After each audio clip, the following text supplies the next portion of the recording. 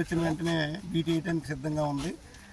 ఈ లోపల అక్రమ తవ్వకాలు చెరువులు రూపంలో తవ్విస్తూ ఎవరో రాజుగారి చెరువులంట తనియల దగ్గర ఒక 40 ట్రాక్టర్లు పెట్టి ఇష్టం వచ్చినట్టు ఆ రోడ్డు మీద తోలేయటం జరుగుతూ ఉంది.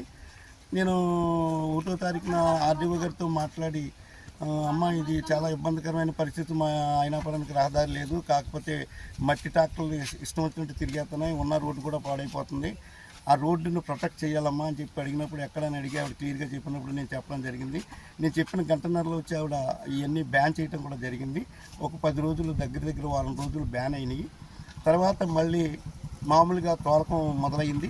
మరి పైనుంచి ఏ నాయకులు చెప్పారో నాకు తెలియదు, నాకైతే పూర్తి వివరం లేదు. కానీ తోలుతున్న దాని మీదట నేను వెంటనే ఒక సర్పంచ్గా బాడీనంతా కూర్చోబెట్టి మీటింగ్ పెట్టుకుని నేను ఒక లెటర్ డ్రాప్ చేసి, ఈ ఒక లెటర్ మీద మా బాడీ వైస్ సర్పంచ్, నేను, నా బాడీ 14 మంది సంతకాలు పెట్టి కలెక్టర్ గారికి, ఆర్డీఓ గారికి, ఎఫ్డిఓ డిస్ట్రిక్ట్ డెవలప్మెంట్ ఆఫీసర్కి, ఎండిఓ గారికి, ఎంఆర్ఓ గారికి, మన శాసనసభ్యుల వారికి కూడా పంపడం జరిగింది.